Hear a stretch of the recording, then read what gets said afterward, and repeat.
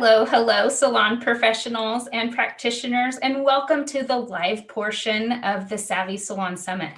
I'm Suzanne Al Anderson of Be Salon Savvy, your host, and I'm so excited to be here. We've been working on this project for months, and I want to introduce our guests, A Better Beauty Business. I'm here with Jessica Lewan and Heidi Maxwell.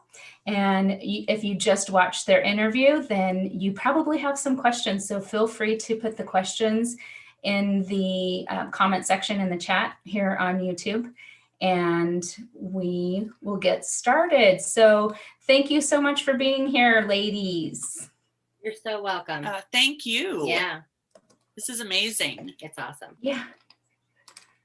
Okay, so while we wait until a couple of questions come in, there's a little bit of a delay from what I'm seeing and people making a comment. So that said, be patient with us, and I will do my best to multitask here. Yeah. So in the meantime, it was a while ago that we recorded your video. So give me an idea what's been happening for you guys since we did the recording. Do you have any new things to share?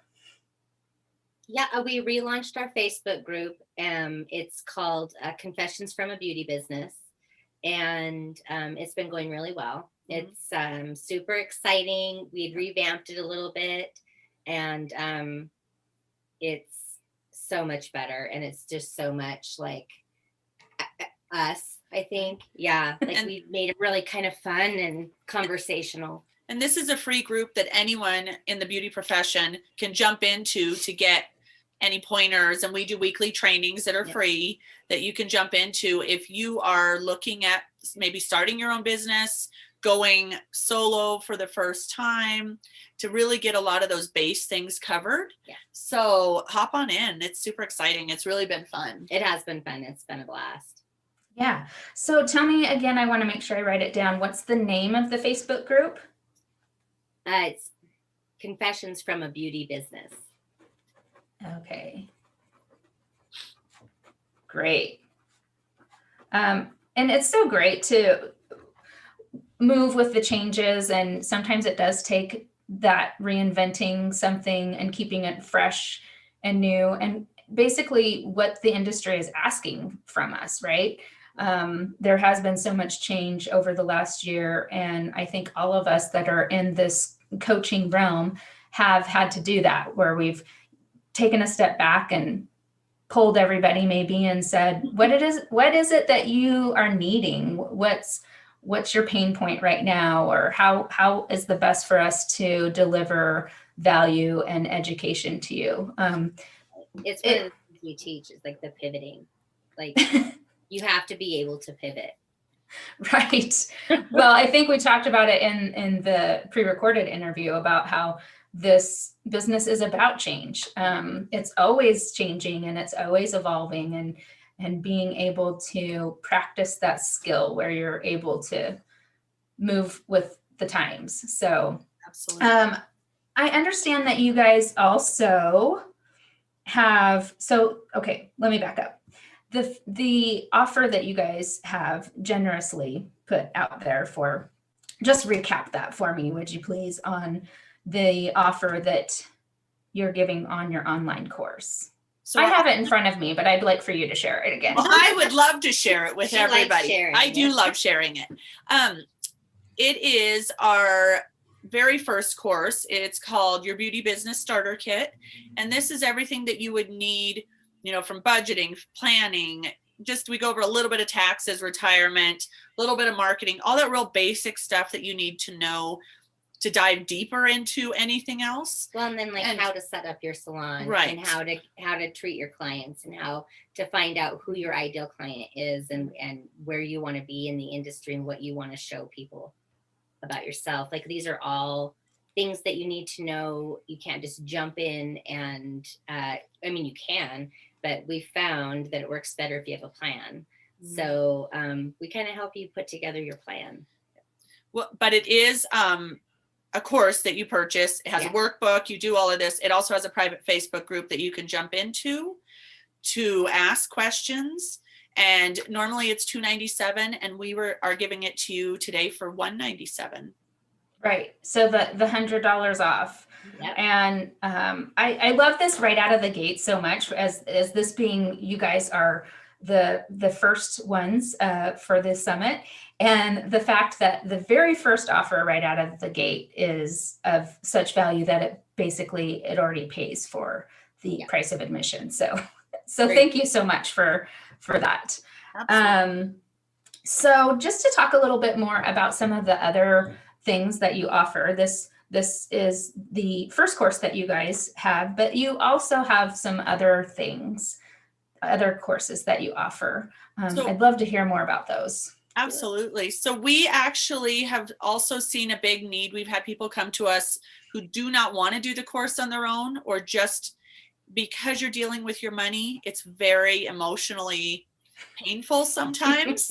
And so we've had quite a few people come to us who want to work more in a group coaching setting, more one-on-one time. So in the next couple of weeks, that will be launching, where we will be doing the course over a 6-week period with them. So it will be no more than 10 people, well, 12 including us, but 10 students in a coaching call. We will do live Zooms, and we haven't decided if that's going to be once or twice a week.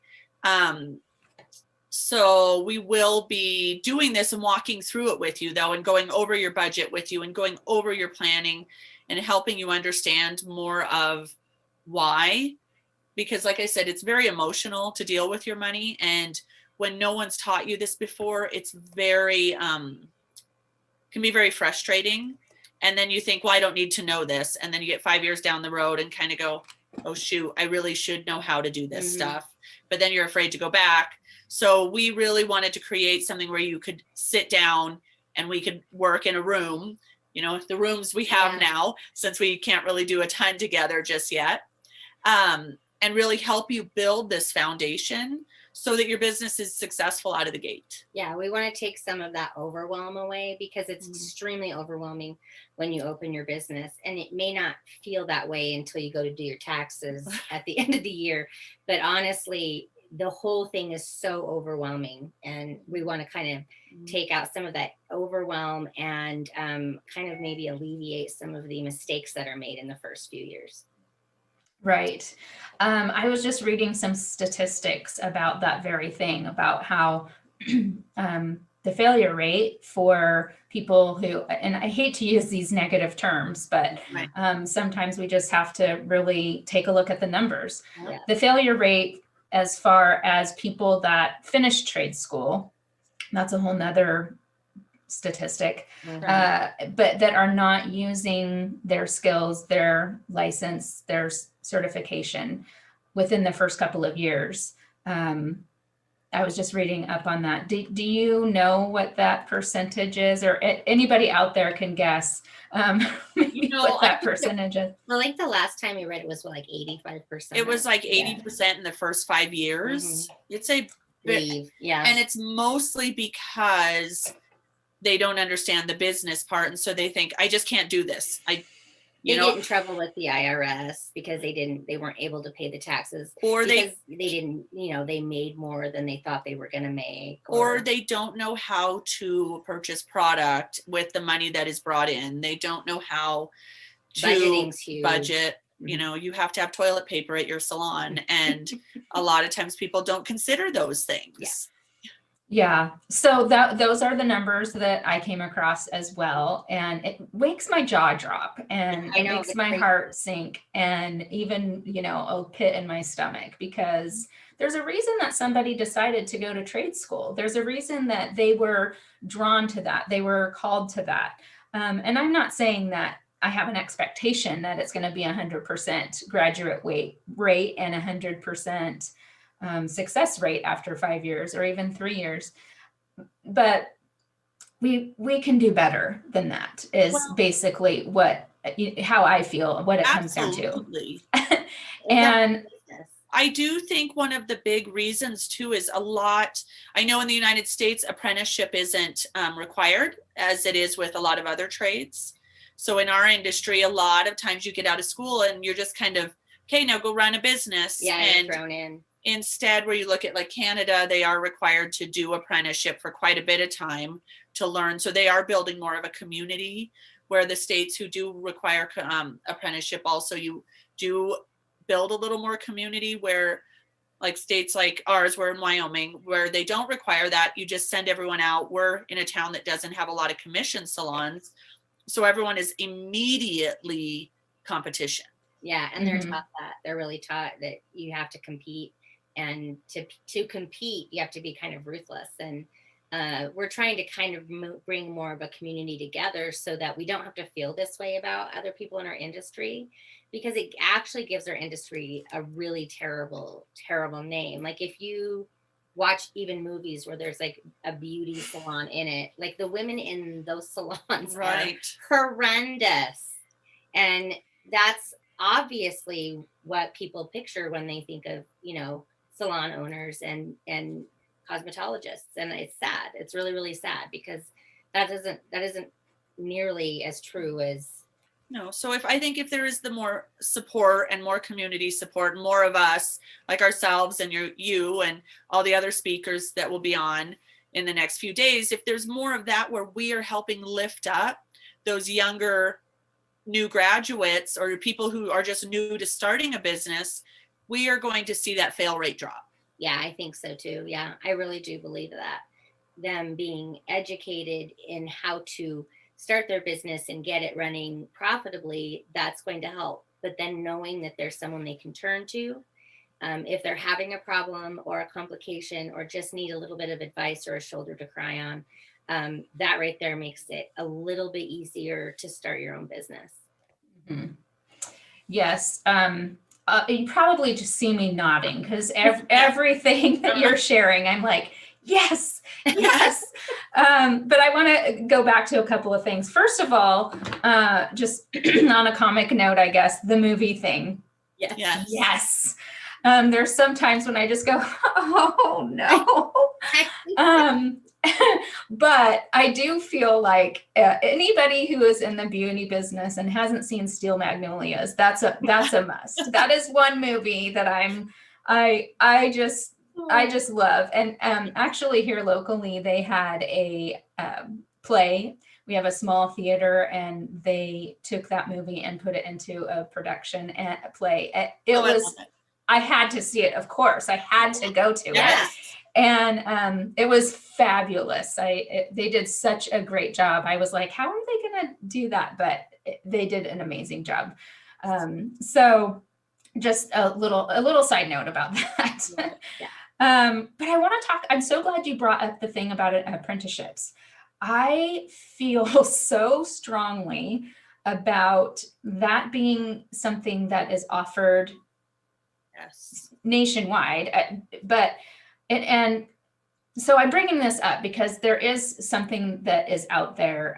There are some programs there. It's on for us in the U.S., it's from a state to state level. So depending on, the state board and what their requirements are. And I don't know if you've noticed, but there's a lot of stuff that is changing within the state board level, like deregulating certain things. Yeah. There's a couple of gosh, yes. We just had a huge vote about it.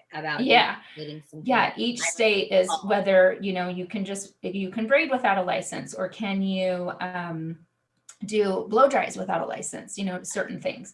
So there's a lot of change happening. And so I'm talking about this because I want to encourage people that are in the industry to get involved with that. And make sure that your voice is heard on how you feel about those type of regulations. In my opinion, the last thing that I want to see happen in my own state or any state for that matter is that the board goes away and that our industry is not regulated at all. Right. And so as things happen, we all have to be proactive in that, involved, writing your senator or, Your legislature. paying attention when your state board sends out those notifications about we're going to be voting on and things like that. But the thing that I find interesting about apprenticeships for trades is that in most states, I believe anyway, the other trades have apprenticeship programs. Yes, There's apprenticeship programs for plumbers and electricians. Oh, yeah. And, Mechanics. I mean, yeah, we could list several trades that there are apprenticeship programs for. And I think that has such great value and would do our industry wonders. So there is something out there and that's up and coming. And anybody who's watching this video and is interested in hearing more about that, please reach out to me and I will connect you with the right people, because it is one of those things that just has to happen state by state. Yes. So just depending on what state you're in. And the good news is I think there's 30 states now that have an apprenticeship program. I think that's amazing. Yeah. And so do the work as far as, look it up, ask your state board if an apprenticeship program is legal basically and available. So I think really great things can happen when that shift starts. So anyway, that another little segue, but I wanted to make sure to bring that to everybody's attention. So there is something out there, and if we all just keep shouting at what we want and what we need in the industry, great things could happen for us in that regard. Even if there's not an apprenticeship program that is accredited and things like that, there are still ways to do an apprenticeship in salons, more of, I guess you could call it like a mentoring ship. Yeah. So and that I encourage, actually, on that note, we just dove into something like that, reached out to someone in our state who does build apprenticeship programs for businesses. And so I will reach out to you and get a little more information about what's going on, or because we just started this process and we would love to change that for our state. But if we can't change it for the state, we're going to change it for our salon. Yeah. Mm-hmm.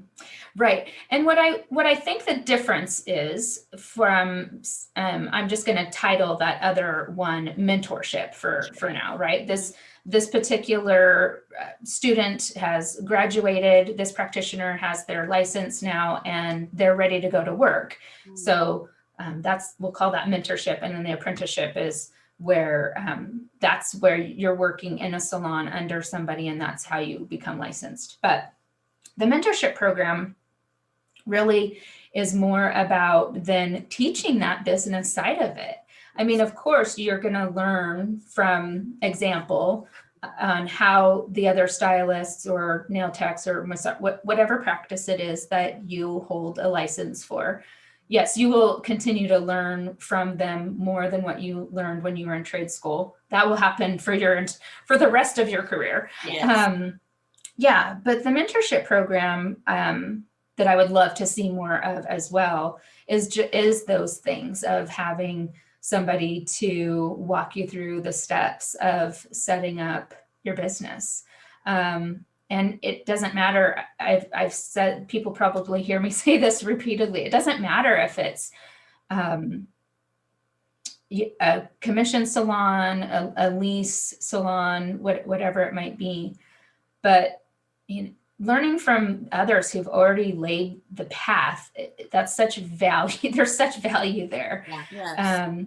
I can remember this one. I see it in my head like a movie of, I'm working in the salon still, and it's time where the salon owner's collecting that month's rent or next month, right? And you put checks in an envelope or whatever. Mm-hmm. And I see people paying that with cash. And I'm thinking, well, how are you tracking that then? If that's one of your largest tax deductions, and you're paying it with cash. So just just little things like that you still just go, what? How is it that they don't even know that little piece of it? What's going on here? So I would just, anyway, these are my hopes. One of my final questions, which we kind of jumped into it already, not that we can't still chat for a little bit longer, but that is, with these interviews, the question that I have is, what is the one thing that you would like to see change or improve or develop? And so I just gave it all away of what mine is already, of like apprenticeship and mentorship programs. So I would encourage people to, if you're graduating soon or have just graduated, reach out to the salon in your area that you're wanting to go to. Like, that's the one that I really want to work at. Go to them and see, hey, can we work out some type of mentorship program? I know most salon owners would be happy to hire somebody who, okay, so your book isn't quite full yet. So when it's not, then you could be doing these duties, these tasks in the salon. And it's a win-win for everybody. I'm going to say win-win-win, because it's a win for the practitioner. It's a win for the salon owner or the mentor. And it's a win for the client, because the clientele that's coming in, now there's somebody who's available to greet them when they walk in the door, or take their coat, or help them with the retail that they're looking at, or just all of those little things. So they're sweeping, they're just able to make the salon experience that much better. So, So now that I gave away my answer, and your answer may be the same since we're talking about it, but I do want to just give both of you the opportunity to answer that question. Is there something in our industry that your big hope for? Obviously, based on your business, that's a dead giveaway on the programs that you offer. But is there something else in the business that you see that you're just like, I would love to get this one point out there, somewhere for improvement? A lot of what we have seen, and I know we've kind of talked about it, is the community part of it. It feels like when you're brand new, like you're in school, you kind of have that community because you're all in school, but then you get out and there's no community. And then maybe as you get a little better, there's kind of community. And then when you're at the very top, it's a great community because you've all made it, you've struggled, you've been doing it for 20, 30 years. But we would like to see the community more here, to helping each other get here, to here and here, instead of the struggle that so many of us have had to endure.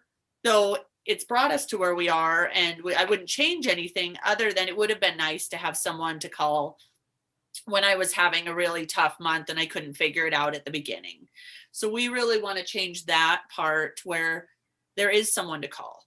You don't feel like, well, I'm not going to go to work today because I have no idea how I'm going to even purchase this $6 tube of color because I didn't understand how to save my money, and there's no one to turn to because no one understands me. And if I tell someone else in the industry, they're just going to laugh at me and then take my clients because, I've shown them my jugular and they're going after it. Yeah.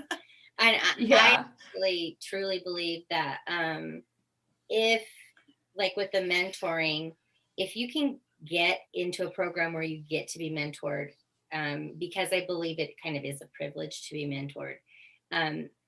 You not only, it's a win-win-win, but it's also the fact that you will be able to become better at what you do. Your clientele will grow exponentially. Like it'll be so much faster to get clientele, to keep clientele. There will be so much less of a struggle.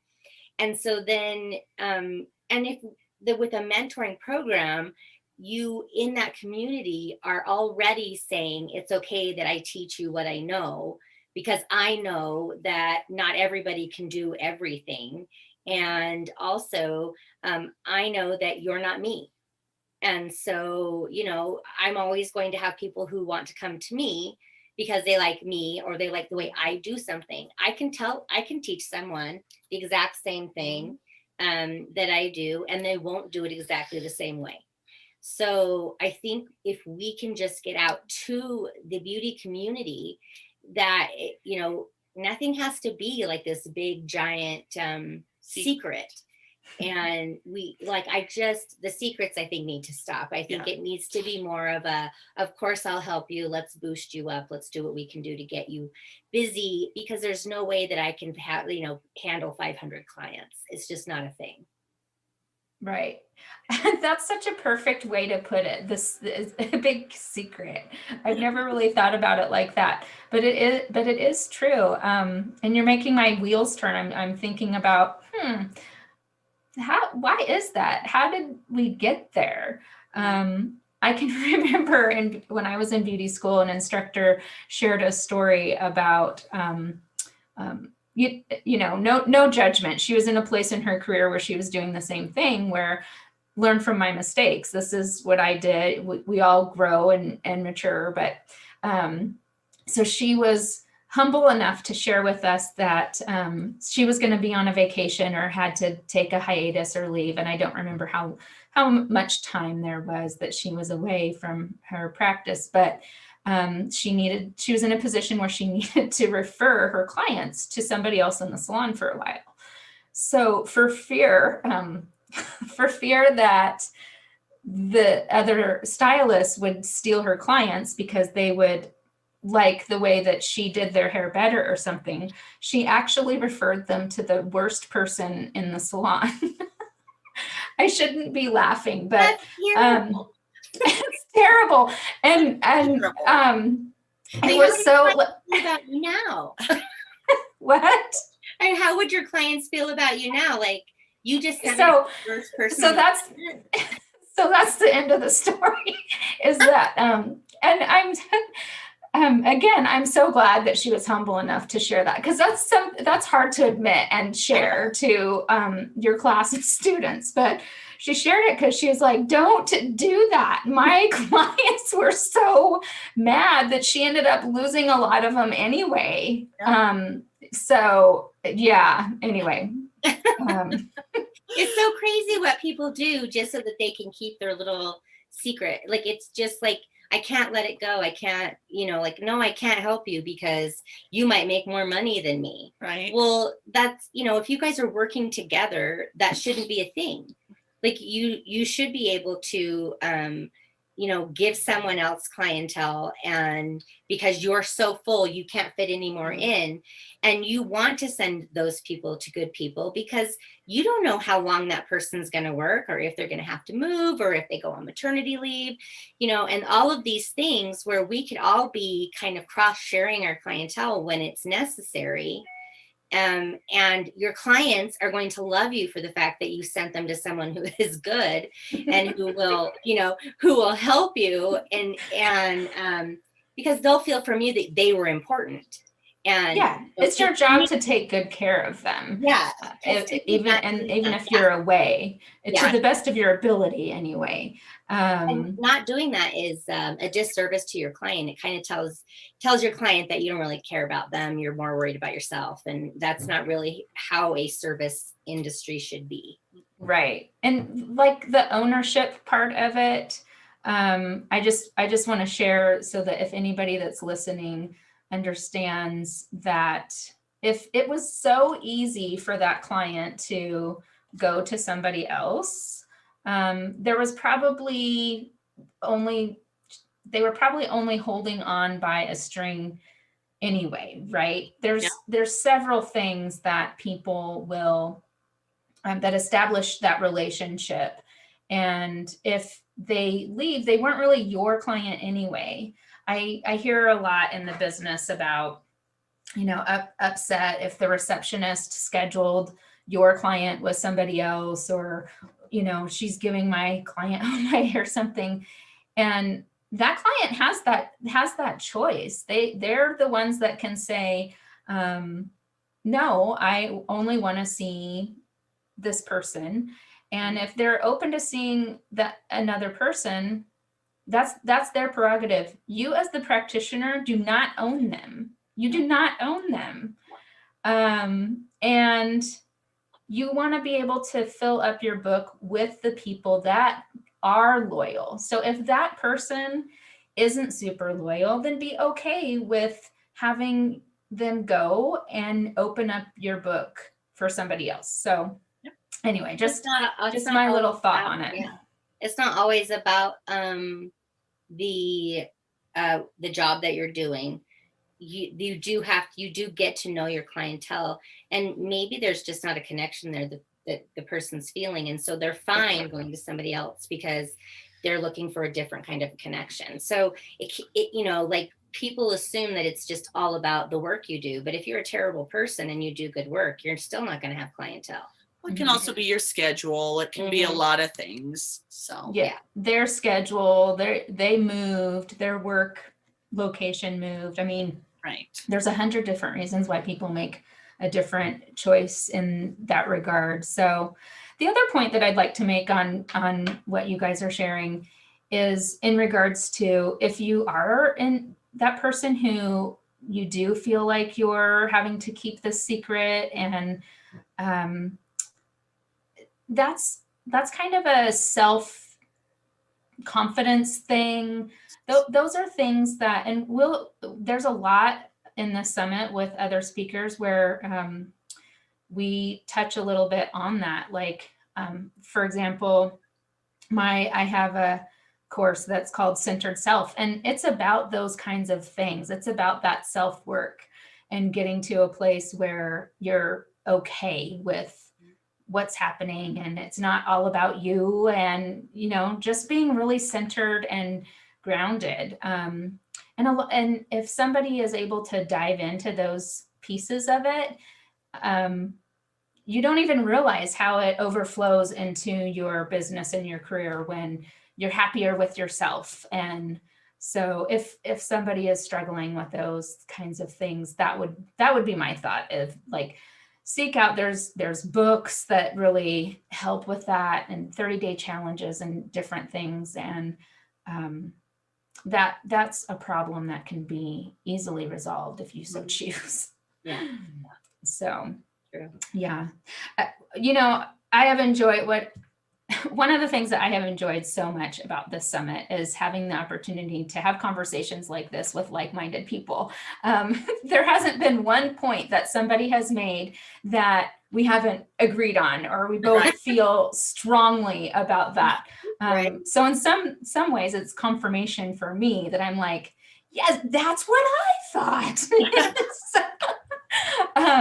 So thank you so much for sharing and giving me the opportunity to engage and share my thought on it as well. So before we go here, I just want to see if there are any final thoughts or something that you want to share with our audience.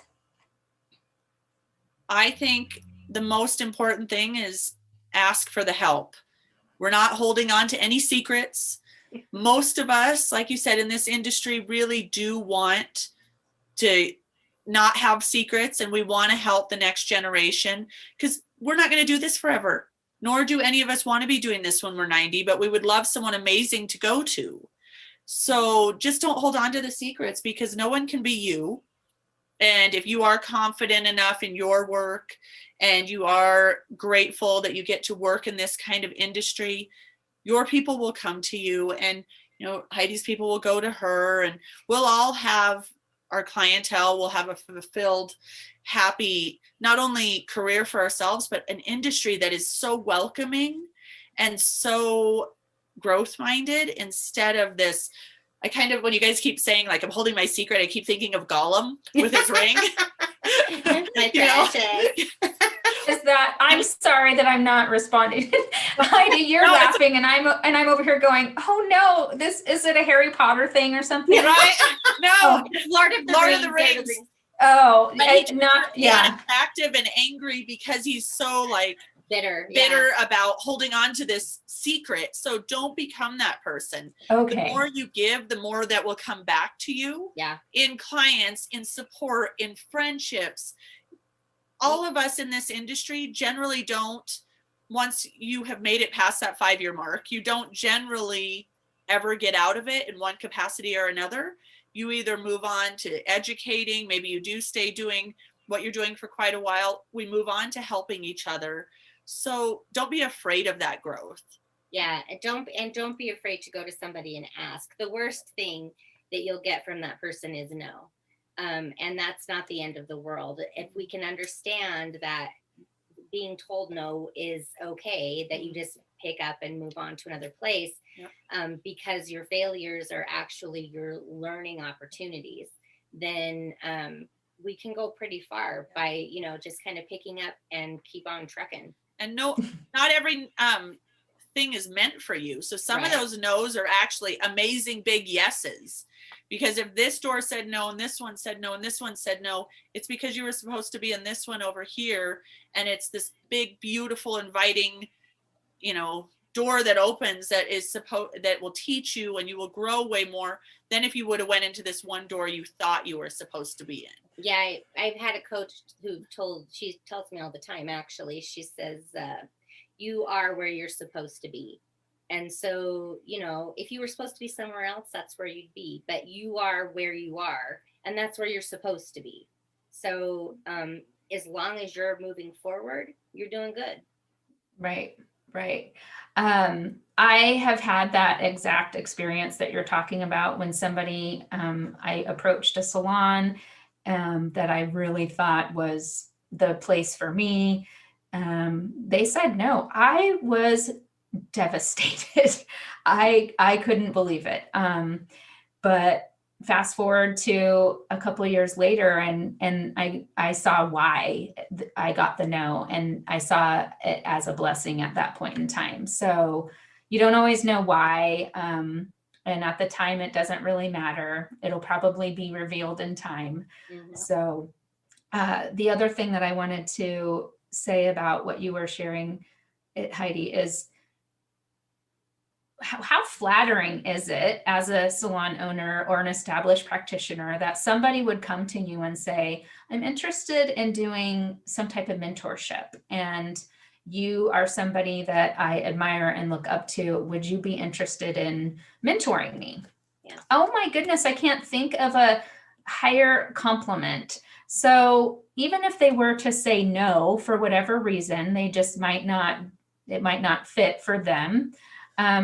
I don't think you're going to cause any upset or ruffle any feathers. I think that person will walk away from that experience just feeling amazing, because you just gave them the best compliment of your career.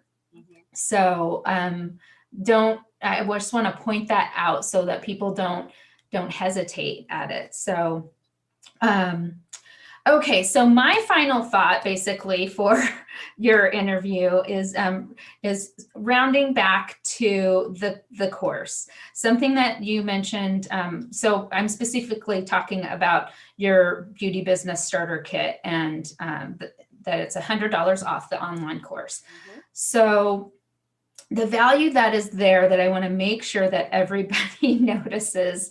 And I checked with you prior to make sure that I'm not misinforming anybody, but this is a lifetime membership to it. And as things continue to change and grow, and you and your business at a Better Beauty Business grow, you'll be adding things to that program, and they can revisit and read the next chapter as it is added. So that has so much, you can't put a price on that value. Yeah, I'm trying to think of it. It's kind of an analogy. I guess it's kind of like buying a car and only having to fill it up with gas once, and the gas is free for the rest of your life. I don't know, but that's the only thing that, so I don't know of many courses that offer that ongoing education as you improve the course and add to it, things come up. This pandemic is a perfect example of something that will come up in our industry and take us all by surprise. Mm-hmm. So we don't know what the next thing is, but hopefully it will be more profitable and beneficial for all of us. So yes.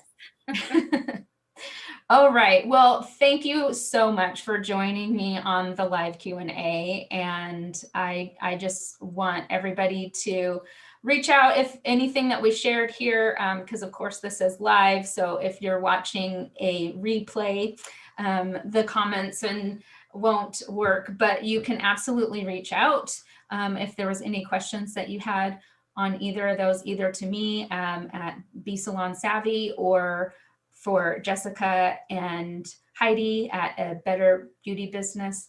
So thank you guys again so much. And thank you for all of you that are attending and watching. We're so happy that you are here at the Savvy Salon Summit, where we're empowering the beauty business to new heights. Thank you. See you on the next video.